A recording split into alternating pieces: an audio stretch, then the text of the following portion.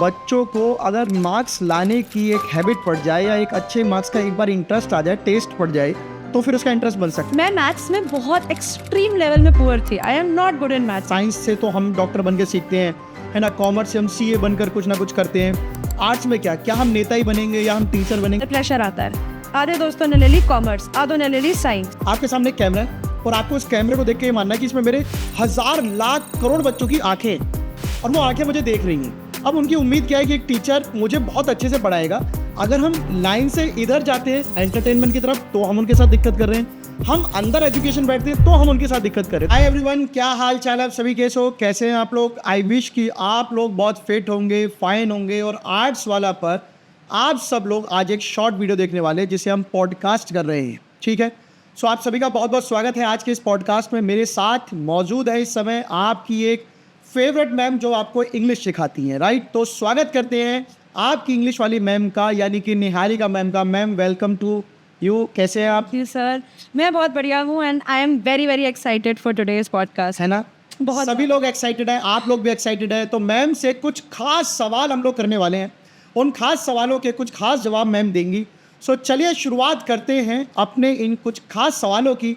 Ma'am सबसे पहले तो एक क्वेश्चन आपके लिए, आर्ट्स वाले में आके मतलब कैसा लगता है? मतलब आपने क्या पढ़ा अभी तक? मतलब आप क्या करते थे, बैकग्राउंड में आपका क्या स्ट्रीम थी, एंड आप आर्ट्स के टीचर हैं, तो कैसा लग रहा है? मतलब सर फर्स्ट ऑफ ऑल तो अगर मैं आर्ट्स की बात करूँ तो आर्ट्स में आकर मतलब 2 वर्ड्स में घर जैसा, क्योंकि मैंने खुद पर्सनली आर्ट्स किया था तो मेरे पास ह्यूमैनिटीज़ थी। बहुत सारे स्टीरियोटाइप्स को तोड़ के घर वालों को बोल के कि अब तो मैंने आर्ट्स ही करनी है, मैंने आर्ट्स लिया था। तो मतलब आर्ट्स ना मेरी रूट्स हैं जिसे मैं कहती हूँ, और मैंने अपनी ग्रेजुएशन पोस्ट ग्रेजुएशन भी आर्ट्स में ही करी। तो ऐसा है मेरे लिए आर्ट्स कि मैं बहुत खुश हूँ आर्ट्स करके, और आई एम वेरी हैप्पी कि मेरे को आर्ट्स के बच्चों के साथ जुड़ने का मौका मिल रहा है, क्योंकि वो चीज़ें, वो प्रॉब्लम्स, मतलब वो सब नॉनसेंस जो हम लोगों ने फेस करी है ना आर्ट्स में, वो अब हम एक्चुअली बच्चों को बता पाएंगे, क्योंकि हमें एक्सपीरियंस मिल गया कि हम लोगों ने कैसे किया, क्या किया। तो अब उस चीज़ का जो एक्सपीरियंस है ना, वो बच्चों तक पहुँचाने में बहुत मज़ा आ रहा है मुझे। मतलब actually I am enjoying classes, और आर्ट्स में आकर वही घर जैसी फीलिंग आ रही है मुझे कि मतलब मैं आ गई अपनी तो मैम एक खुशी के लिए आपसे सबसे पहले एक छोटा सा सवाल, बहुत सिंपल है, बहुत बच्चों की क्वेरीज भी हैं, ये बहुत बच्चे जानना चाहते हैं कि आर्ट्स में सबसे ज़्यादा टफ सब्जेक्ट क्या है? सर अगर आर्ट्स की बात की जाए ना तो इसका आंसर मतलब मेरे हिसाब से टफ कुछ भी नहीं है। टफ वहाँ पे आता है जहाँ पे बच्चे का इंटरेस्ट कम हो जाता है। मतलब मान लीजिए कि फॉर एग्जांपल हमने कोई सब्जेक्ट को किया, अब जैसे कई बार बच्चों को घर से ही ऐसा आता है कि नहीं तुझसे ये होगा ही नहीं, तो बच्चे को लगता है कि हाँ यार इसमें मेरे नंबर नहीं आए तो शायद सच में टॉपिक डिफिकल्ट होगा, इसीलिए मुझसे नहीं हो रहा। तो इंटरेस्ट कैसे बनाएं? इंटरेस्ट कैसे बनाए सर?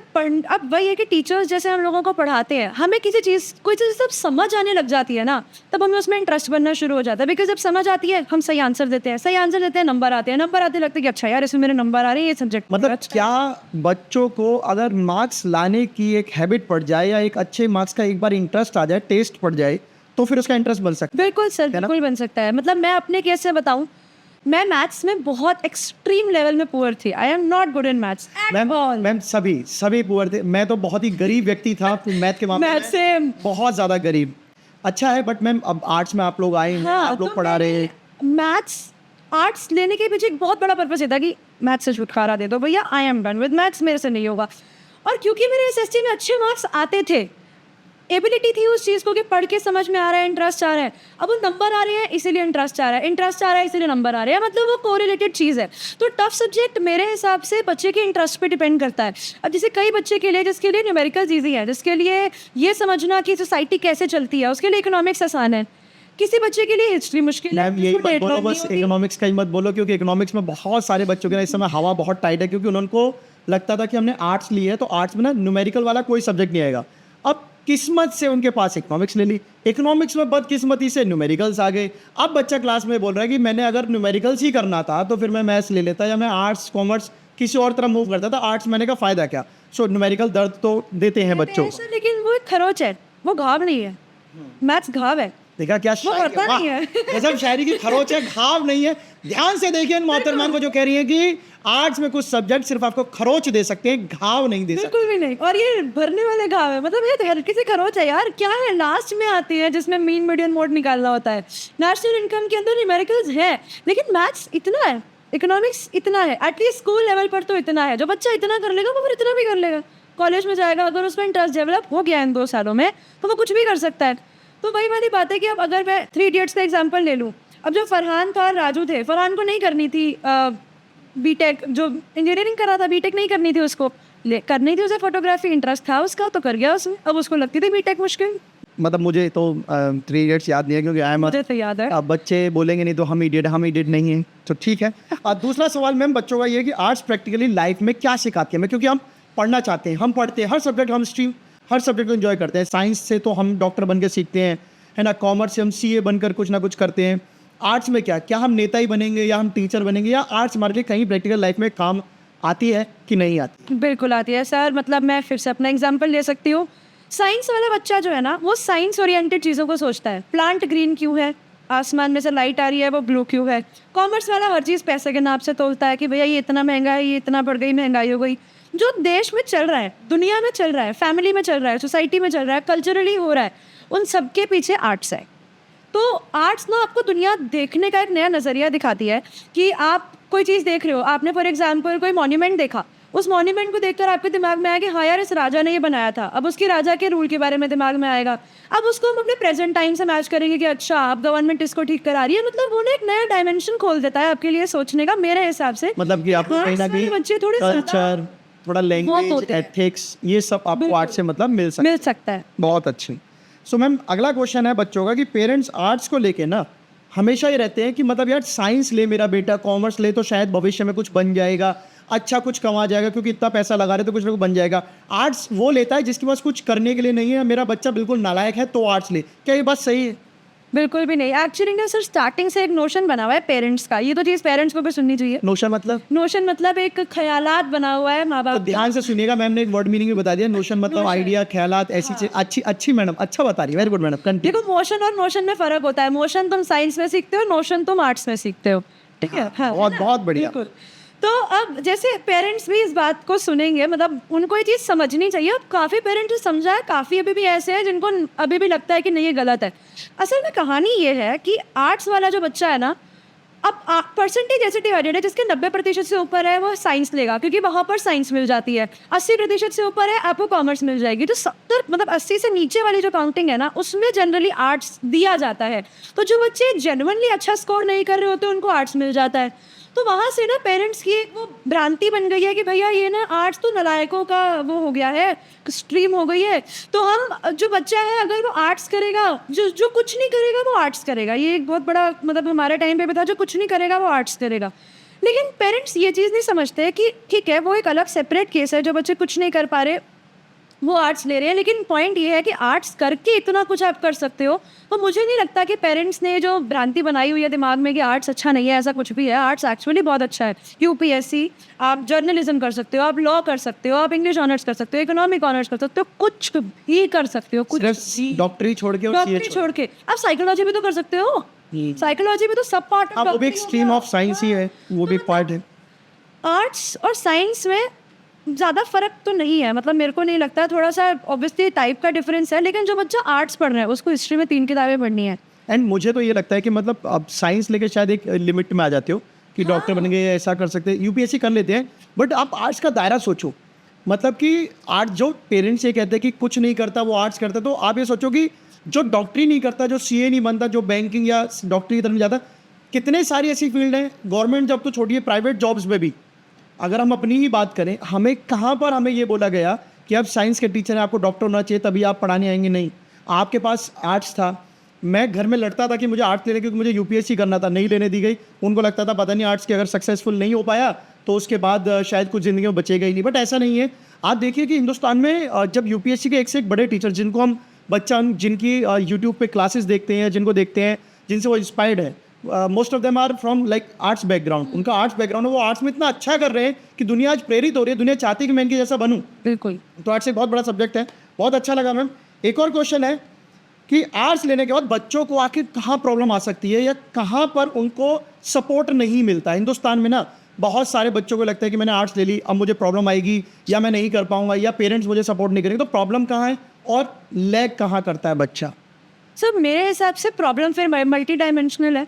आधा पीयर प्रेशर आता है, आधे दोस्तों ने ले ली कॉमर्स, आधों ने ले ली साइंस। तो वो ना अब ये नहीं है कि साइंस वाले बच्चे गलत कर रहे हैं, अब उन्होंने लिया है अपने मेरिट के ऊपर, मान लो कोई चीज़। अब ऐसा नहीं है कि जो आर्ट्स ले रहा है वो 90% नहीं लाया। मैं खुद 90% लाई थी, मैंने फिर आर्ट्स लिया क्योंकि मुझे आर्ट्स करना था, वो मेरी चॉइस थी। तो एक तो पीयर प्रेशर बहुत आता है कि अरे तू तो आर्ट्स वाला है, तू कुछ नहीं कर सकता। पीयर प्रेशर मतलब अंग्रेजी थोड़ी सी हमारी कमजोर है। के बच्चों से जब प्रेशर बनता है ना, जब तुम्हारे पीयर मतलब जो तुम्हारे आसपास के बच्चे, पी मतलब पीयर मतलब पड़ोस का प्रेशर। हाँ पीयर, ये PEER वाला है, PEER वाला। अच्छा, peer to peer doubt solving वाला। हाँ, peer to peer doubt solving. अच्छा, बच्चे टू बच्चे वाला। हाँ, बच्चे टू बच्चे, मुझे लगा पड़ोस टू बच्चा। काफी खतरनाक प्रेशर हो सकता है। चलिए, पीयर प्रेशर जब आता है ना बच्चे के ऊपर कि आर्ट्स को डाउनग्रेड करके दिखाया हुआ है, तो एक बच्चा तब प्रेशराइज होता है। दूसरा, अगर मान लीजिए कि बच्चे ने अपनी मर्जी से आर्ट्स चूज कर भी लिया, तो अभी उसने एक SST में हिस्ट्री पढ़ी थी, सिविक्स पढ़ी थी, ज्योग्राफी पढ़ी थी और इकोनॉमिक्स पढ़ी थी। अब आके वो 4 अलग अलग सब्जेक्ट हो जाते हैं, हर सब्जेक्ट की बुक्स हो जाती हैं। अब आर्ट्स में चीज़ें थोड़ी समझ के लिखने वाली ज़्यादा है, आप उसमें इतना डायरेक्ट रट्टा लगा ही नहीं सकते। आप कितनी डेट्स लर्न कर लोगे, एक में कन्फ्यूज हो जाओगे, आंसर भूल जाओगे। तो एक बच्चों को प्रॉब्लम ये आती है जहाँ पर उन्हें, जो रट्टाफिकेशन वाले बच्चे हैं वो शायद वो उनके 2 होते हैं, या तो बहुत अच्छे निकल जाएंगे या बिल्कुल ही ड्रॉप कर जाएंगे, क्योंकि लर्न करने को पूरा का पूरा समुंदर हो जाता है उनके पास। हाँ, बहुत थ्योरी है। तो जो बच्चा समझ के कर रहा है वो कर जाएगा, जो रट्टाफिकेशन लगा रहा है वो उसको थोड़ा बहुत लैग आ सकता है। तो इसको कैसे, मतलब अगर किसी बच्चे को डेट्स में प्रॉब्लम आती है कि डेट्स याद करने का कोई सॉल्यूशन है, थ्योरी याद करने का कोई सॉल्यूशन तो है नहीं, बेस्ट है कि आपके अंदर अगर इंटरेस्ट है तो आप सब कुछ कर लोगे। तो कैसे इसको बच्चा इम्प्रोवाइज करे, कैसे उसको ठीक किया जाए कि मतलब उसका इंटरेस्ट बने और वो सब्जेक्ट में लैग ना करके उसमें एक्सेल करे, बहुत अच्छा परफॉर्म करे, कैसे करे? सर, इसमें वही टीचर्स का भी रोल है, हमारा भी पूरा का पूरा रोल है, क्योंकि बच्चे का इंटरेस्ट सब्जेक्ट में तब बनता है जब टीचर उसको केटर कर रहा होता है या फिर उसके नीड्स को केटर कर रहा होता है। तो इसमें हमारा भी बहुत बड़ा रोल है कि हम जब बच्चों को पढ़ाएं तो हमें पता है कि आर्ट्स वाला बच्चा है, साइंस मतलब इसको पढ़नी है, ये कहानी है, आज ये नेपोलियन ने ये किया, तो अब उसने क्या किया, उसको अगर हम थोड़ी कहानी की तरह सुनाएंगे या कुछ इंटरेस्टिंग वे में सुनाएंगे तो बच्चे का भी इंटरेस्ट बनेगा, उसको भी लगेगा कि हाँ यार आज नेपोलियन ने ये किया, अब देखते हैं पंथला मरेगा कैसे। तो हमारा बहुत बड़ा रोल है। क्या आज के बच्चे को डांस करके या सिंगिंग करके ये सब करके पढ़ाना चाहिए? नहीं सर, बिल्कुल भी नहीं। मतलब वही है ना कि टीचिंग में और एंटरटेनमेंट में there is a thin line जो मेंटेन्ड हमारी तरफ से भी एथिकली रहनी चाहिए, क्योंकि टीचर अगर एंटरटेनर बन जाएगा तो एजुकेशन पीछे रह जाएगी। एक्टर और एजुकेटर में फर्क है, बहुत फर्क है। हम लोग इंटरैक्टिव मेथड्स यूज कर सकते हैं, मतलब इट इज दैट कि हम आपके दोस्त जैसे हैं, आपके दोस्त नहीं, ये उतना ही फर्क है। एक और डायलॉग है, मैडम डायलॉग पे डायलॉग कर रही है, कभी कहते हैं नोशन मोशन, कभी दोस्त खरोच। वाह मैडम, बहुत बढ़िया। चलिए, एक और क्वेश्चन है आपके लिए कि आर्ट्स में कितने सब्जेक्ट होते हैं, है ना? बहुत सारे मल्टीपल सब्जेक्ट्स हैं, कुछ फिक्स्ड है, कुछ ऑप्शनल होते हैं। तो क्या ऐसा पॉसिबल है कि उन में से कुछ सब्जेक्ट को उठा के या हर एक सब्जेक्ट को उठा के बैचलर डिग्री की जाए, और वो बैचलर डिग्री लास्ट में आपके लिए कहाँ तक सक्सेसफुल रहने वाली है? क्या मतलब ये कहते हैं कि वो कहीं प्रोफेसर की लास्ट में एंडिंग होती है, या कहीं वो कुछ और काम आते हैं? क्या कहते हैं कि मतलब एक सब्जेक्ट को लेके एक बच्चा अगर बैचलर डिग्री करे तो कहाँ तक ये यूज़फुल है? सर, बैचलर्स डिग्री करने के बाद ना there is no going back मेरे हिसाब से, क्योंकि बैचलर्स डिग्री ना आपको एक अच्छा एग्जाम्पल, आपको एक बहुत अच्छा एक लेवल दे देती है, एक स्टैंड दे देती है कि अच्छा ठीक है, अब आपने इस लेवल में ग्रेजुएशन जो है वो कर ली है। अब ह्यूमैनिटीज़ में एक बहुत अच्छी बात ये है कि आप कोई भी सब्जेक्ट उठा लो, आपके पास हर एक सब्जेक्ट के लिए आपके पास बैचलर्स अवेलेबल हैं। आप इंग्लिश ले लो, इकोनॉमिक्स ले लो, साइकोलॉजी ले लो, और कुछ भी आप उठा लो, हिस्ट्री ले लो, पॉलिटिकल साइंस ले लो, ज्योग्राफी, साइकोलॉजी, सब में आपकी बैचलर्स है। बैचलर्स के बाद बच्चों के पास मास्टर्स है, मास्टर्स के बाद बच्चों के पास और भी ऑप्शन है। आप UPSC कर सकते हो, आप UGC नेट के एग्जाम्स दे सकते हो, प्रोफेसर बन सकते हैं, स्कूल में टीचर्स बन सकते हो, एजुकेटर बन सकते हो, लॉयर बन सकते हो, कुछ भी। काफ़ी, मतलब मैं अगर ये कहूँ कि एक टीचर ने आपको बनाया, फिर आप एंड में जाके इसको अगर अच्छे से करते हो, आप एक टीचर बन सकते हो, फिर आप आगे आने वाली जनरेशन को कैटर कर सकते हो। मतलब कितना बड़ी साइकिल हो गई, टीचिंग साइकिल हो गई कि हमने आपको तैयार किया, आपने आप किसी और को तैयार कर रहे हैं। बहुत बहुत अच्छा मतलब लग रहा है, मुझे खुशी हो रही है मुझे आज बहुत ज़्यादा, है ना? अगर मान लो कि अगर बच्चा ये कह रहा है कि मैंने आर्ट्स ली और जिस एम को लेके मैंने आर्ट्स ली थी, वो एम अगर मेरा सक्सेस नहीं हुआ या मैं उस एम से कहीं ना कहीं डिरेल हो गया या उसे अचीव नहीं कर पाया, तो मेरे लिए प्लान B क्या होना चाहिए? सर, ये बहुत अच्छा सवाल है ना? फिर अच्छा लग रहा है। इसमें देखो, UPSC एक ऐसा, मतलब आप मान लीजिए गोल है बच्चों का, जो आर्ट्स लेता है बैक ऑफ द माइंड या सबकॉन्शियसली या over the period of time उसके दिमाग में चीज़ आ जाती है कि चलो एक बार UPSC ट्राई कर लेते हैं। दो टाइप के बच्चे निकलेंगे, जिनको यूपीएससी में बहुत इंटरेस्ट आ जाएगा, या वो जो भैया यूपीएससी हमारे बस की बात नहीं है। अब मान लो आपने कॉलेज में सोचा कि यूपीएससी करेंगे, आपने अपने कॉलेज के एग्जाम्स दिए, आप हो गए फ्री, आपने सोचा कि मास्टर्स करने से पहले ब्रेक ले लेते हैं। अब उसमें अब बच्चे को लगता है कि नहीं यूपीएससी मेरे बस की बात नहीं है, तो उसके बाद उसने जिस भी सब्जेक्ट में ग्रेजुएशन करी है पोस्ट ग्रेजुएशन करो, और उसके बाद अपने एक पर्टिकुलर फील्ड चूज़ करो। आप कुछ भी कर सकते हो, आप किसी भी प्राइवेट जॉब में जा सकते हो, कुछ भी गवर्नमेंट जॉब के लिए फिर ट्राई कर सकते हो। साथ ही साथ इसमें ना मतलब ये जो हमारा आर्ट्स है ना, आर्ट्स में बहुत अच्छी चीज़ होती है फॉरेन लैंग्वेजेस। आप किसी भी फॉरेन लैंग्वेज को पढ़ सकते हो, या किसी भी और स्ट्रीम से कर सकते हो, लेकिन जनरली ह्यूमैनिटीज़ वाले बच्चों का बेंट जो होता है ना, वो फॉरेन लैंग्वेजेस की तरफ ज़्यादा होता है। तो आप कोई भी लैंग्वेज बेंट मतलब झुकाव फिर ठीक है। तो आप कुछ भी कर सकते हो, जैसे कि फॉर एग्जांपल आप कोरियन कर सकते हो, जापानीज़ कर सकते हो, चाइनीज़ कर सकते हो, रशियन कर सकते हो। उसके बाद आप लग जाओ किसी एम्बेसी में, आप लग जाओ किसी कंपनी में ट्रांसलेटर, पैसा ही पैसा है।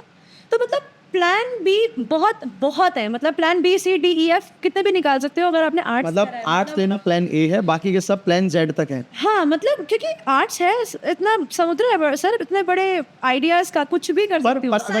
पर अगर मैं भी बताऊं तो जिस टाइम मैं पढ़ता था तो हमारा भी कोई ऐसा खास प्लान था नहीं यूपीएससी को लेके। कॉमर्स के बाद यूपीएससी करने गए, यूपीएससी में कुछ प्रीलिम्स तक पहुंचे, कुछ जगह यूपी पीएससी में पहुंचे, कुछ स्टेट एग्जाम दिए, कुछ डिपार्टमेंटल एग्जाम दिए, क्लियर हुए, कुछ नहीं हुए। फिर जब इंटरेस्ट एक टाइम बाद जब लगने लगा कि यार आप गवर्नमेंट में जो चाह रहे हैं वो नहीं मिल रहा, तो फिर अच्छा है कि मतलब यूपीएससी में सबसे अच्छी बात मुझे क्या लगी कि आपको ना कुछ तो बना के छोड़ेगी। या तो आप एक सिविल सर्वेंट बन जाओगे, या आप एक अच्छे टीचर बन जाओगे, और सबसे बेहतरीन बात कि आप एक अच्छा इंसान बन जाओगे, क्योंकि उसमें सिखाया इतना कुछ जाता है कि मतलब लाइफ के हर एस्पेक्ट पे ना आप डिसीजन ले सकते हो, बहुत सॉलिड और बहुत ही लॉजिकल डिसीजन। तो प्लान बी तो मुझे ऐसा लगता है कि जो मैम ने बताया बहुत सारे हैं, कुछ ना कुछ बन के निकलेंगे।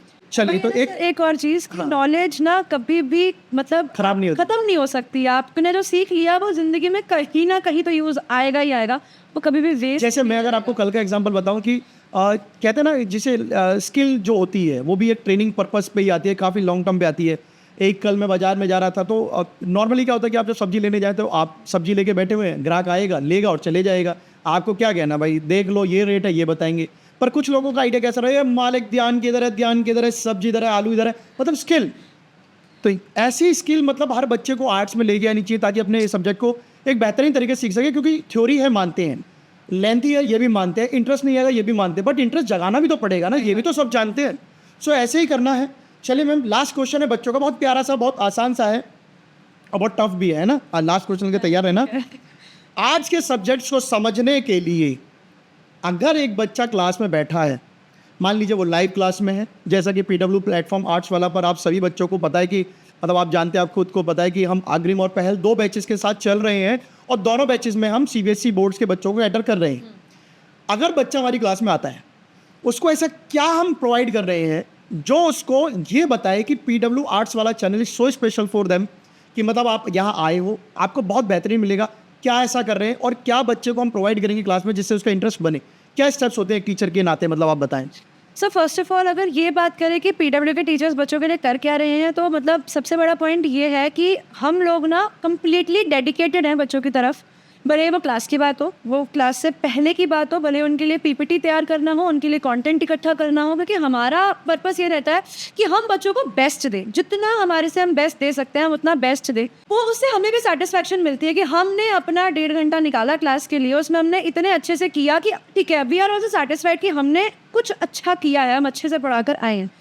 दूसरी चीज़, मुझे ये लगता है कि हम बच्चों को जो क्वेश्चंस देते हैं आफ्टर क्लास, या बच्चों को जो डाउट सॉल्व करते हैं आफ्टर क्लास, DPP DHA हो गया, या डाउट पोर्टल पर डाउट सॉल्व करना हो गया, ये एक बहुत बड़ा रोल प्ले करता है। कि भाई वाली बात है ना कि जो रियल एजुकेशन है ना, it goes beyond the classroom. तो आप बच्चा जो क्लास में 40% समझ रहा है ना, उसके बाद वो 60% उसका खुद का है। तो हम लोग जो है उसको 60% में भी हेल्प कर रहे हैं, अपने उसके डाउट सॉल्व करके, उसके लिए DPPs अपलोड करके, या कुछ भी ऐसी चीज़ जो उसको हम प्रोवाइड कर रहे हैं। हर टीचर का अपना एक यूनिक मेथड है यहाँ पर। जैसे आप अलग तरीके से पढ़ाते हो, बिलाल सर अलग तरीके से पढ़ाते हैं, राहुल सर अलग तरीके से पढ़ाते हैं, समीर सर अलग, मोनिका मैम अलग, मैं अलग। तो हम सब लोगों के ना अपने अलग अलग मेथड्स डिवाइस्ड हैं कि हमें लगता है कि हाँ ये वो तरीका है जिससे बच्चा समझ सकता है। Plus we are always open to suggestions. जैसे कई बार ऐसा होता है कि अदर पर्सन थिंक्स कि ठीक है, I am going to listen to them, कि मतलब I am the teacher, I know how to steer the class. तो यहाँ पर एक चीज़ ये है कि टीचर्स मतलब it is like 2-way road. बच्चे जो बोलते हैं बच्चा क्लास में रेजोनेट करता बच्चा है। जब आप पढ़ा रहे होते हैं जिस तरीके से आप बता रहे कुछ डिमांड करता है क्लास में कि कोई मिमिक्री कर दो, कोई सॉन्ग गा दो, कोई एक्टिंग कर दो, हमसे तो करते हैं। होता है, सॉन्ग तो होता है। अच्छा गाना गाती है? गाना रहते हैं मैम class के एक बीच सुना दो मैडम, गरीब हम जैसे गरीब आदमी के लिए एक गाना, हमारे प्यारे बच्चे, हमारी प्यारी ऑडियंस सब सुन रही होगी। मैं तो एक आप जानते ही हैं मतलब मैं तो बेसुरा आदमी हूँ गाना जैसे कि नहीं मैडम गाना आप गाओ। मेरे को याद नहीं आएगा सर गाना। मैडम आप गायकार हैं, हम तो हमें तो पता ही नहीं है। आप बताइए एक अच्छा सा गाना हमारे प्यारे बच्चों के लिए डेडिकेटेड, मतलब आप एक डेडिकेटली एक सॉन्ग गा दो जिससे बच्चे मोटिवेट भी हो, उन्हें थोड़ा सा लगे कि हमारी मैम बहुत अच्छा गा रही हैं। मैं गाऊंगा तो कान में से खून निकल जाएंगे। अच्छा तो मैं नहीं गाती, पर फिर तो मेरे आज कान गए। सर से गाना याद नहीं आ रहा, कोई गाने का नाम बता दो, शायद मेरे को आता हो तो मैं गा लूँ। मेरे फेवरेट हीरो अक्षय कुमार का ही कोई गाना गा दो। अक्षय कुमार का कोई गाना, ऐसे कोई गाने नहीं आते सर, मुझे गाने नहीं आते। मैं क्लास के बीच में ऐसे रैंडमली कुछ चल रहा होता है लेक्चर में तो गा दिया, मतलब ऐसे पढ़ाते मूड में आ गया तो ठीक है, ऐसे ये सिचुएशन से गाना मैच कर रहा है। हाँ, जैसे मैंने अपनी क्लास में पहल में गाया हुआ, मतलब ये गाना नहीं है, ये तो वो मतलब डोरेमोन है ना, तो उसमें ना हमारा कैरेक्टर था मुराद करके, तो उन्होंने हॉर्स को चोरी किया और वो ना बड़ी सुबह ऐसे जा रहा रास्ते में और बड़े तेज गाने गा रहा। तो फिर मैंने बच्चों के साथ मेरी क्लास में गाया, मैं हूँ जियान, मैं हूँ बड़ा ताकतवर, मेरा गला है बहुत सुरीला, मेरी आवाज़ सुन के लोग हो जाते हैं बेहोश। और ये शायद मेरे साथ भी हो जाएगा कि बच्चे बेहोश हो जाएंगे। तो इतना मुझे याद है, बाकी तो रैंडमली कुछ आ गया क्लास में। कैरेक्टर बच्चों ने आपको असाइन किया हो कि मैम को इस कैरेक्टर से जानते हैं, जैसे आप जानते हैं चाची। अच्छा आपको चाची के चाची पाई लागू चाची इसलिए क्योंकि एक बार ना लास्ट ईयर क्या हुआ था, लास्ट ईयर मेरा ना एक वो था, एक मिमिक्री का वो था कैरेक्टर, उसका नाम था चंपक। तो मैं ऐसे क्लास में गई, मैंने क्लास में बोला कि मैं हूँ चंपक, ये है चंपक और मैं हूँ इसकी चाची। तो वहीं से मेरा नाम बन गया चंपक की चाची। तो अभी भी अगर मुझे कोई मैसेज आता है ना तो मुझे बच्चे चाची जी बोलते हैं। अभी भी जो 10th मूविंग टू 11th है, अभी 11th में जो आ गए हैं बच्चे, अभी भी जब मैसेज आता है तो नमस्ते चाची जी ही होता है, वो मैम हाय हेलो नहीं होता। चलो कम से कम आपको रिस्पेक्ट के नाते ऐसा बोलते थे। हमें तो पता नहीं बच्चे ऑगी, आप सोचो हमें तो कहीं एंगल से भी ऐसा नहीं है, मतलब क्लास में आता है बहुत अच्छा लगता है क्योंकि ये करेक्टर फाउंडेशन से निकल कर आया था और ये अब तक मतलब आगे फॉरवर्ड होता आ रहा है।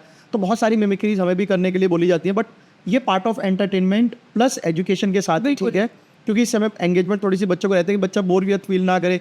ऑनलाइन क्लास में सबसे बड़ा प्रॉब्लम क्या है ना कि आप बहुत दूर है बच्चों से, आपके सामने एक कैमरा है और आपको उस कैमरे को देख के ये मानना है कि इसमें मेरे 1000 लाख करोड़ बच्चों की आंखें हैं और वो आंखें मुझे देख रही हैं।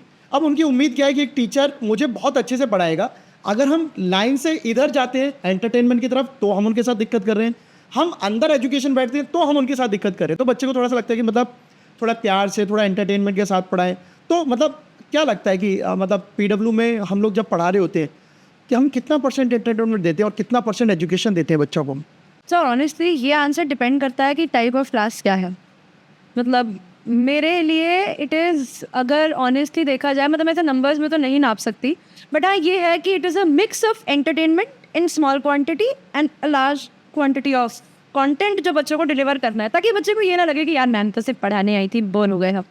तो वो बोरियत खुद को भी आ जाती है कि यार बस हो जा बहन। तो मुझे लगता है कि नहीं, आज कुछ मस्त करते हैं क्लास में, तो इसीलिए ना अच्छा लगता है, खुद को भी अच्छा लगता है, वो खुद का भी एक इंटरेस्ट बना रहता है। जब बच्चों का लगता है ना कि हाँ वो प्यार आ रहा है, तो ये ना कि मोटिवेशन की वो गोली है हमारे लिए कि बच्चे खुश हैं तो हम खुश हैं, ऐसा है। कोई लास्ट मैसेज बच्चों के लिए? मेरा बस लास्ट मैसेज ये है कि सर अब इसके बाद बच्चों के एग्जाम्स आने वाले हैं, तो हम लोग आप लोगों के साथ हैं, लेकिन it should not be a one way road. जैसे मैंने बोला, जितना हम आप लोगों के लिए कर रहे हैं, इट इज़ योर रिस्पॉन्सिबिलिटी कि आप भी अब उतनी ही मेहनत करो, क्योंकि टर्म 1 में जो करोगे वो आगे तुम लोगों को टर्म 2 में भी काम आना है, सेम सिलेबस है, आगे कैरी फॉरवर्ड होगा। तो अब इट इज़ टाइम, जुलाई आने वाला है बिल्कुल, तो अपनी मेहनत स्टार्ट कर दो, बिल्कुल सीरियस हो जाओ अपनी पढ़ाई के लिए, क्योंकि यही चीज़ है जो तुम्हें आगे जाकर कुछ बड़ा बनने में हेल्प करेगी। तुम्हारा बेस है, इस बेस को ख़राब मत करो। So thank you ma'am, thank you so much आज के इस पॉडकास्ट पे आने के लिए। आई विश कि बच्चों आप लोगों को ये पॉडकास्ट बहुत अच्छा लगा होगा। सो आपको जो मैम से आंसर्स मिले, आई विश कि आप लोग उन पे थोड़ा सा मतलब अपने आप को एप्लीकेबल रखें और ख़ुद को उन चीज़ों में डालें, ताकि आपको आर्ट्स वाला जो प्लेटफॉर्म पर जो क्लासेस मिल रही है उनसे आप मार्क्स लाएँ, बहुत अच्छे मार्क्स लेके आएँ। पेड बैचेस में तो आप पढ़ ही रहे हैं, क्योंकि अग्रिम और पहल दोनों ही आप लोगों के लिए स्पेशली डिज़ाइन किए गए हैं। तो आने वाले टाइम पर आपको आर्ट्स वाला चैनल पर बहुत सारी सीरीज़, बहुत सारी शॉर्ट सीरीज़, आपको बहुत कुछ कंटेंट आने वाला है। So stay tuned on the arts वाला channel. So bye bye, take care, thank you, bye bye.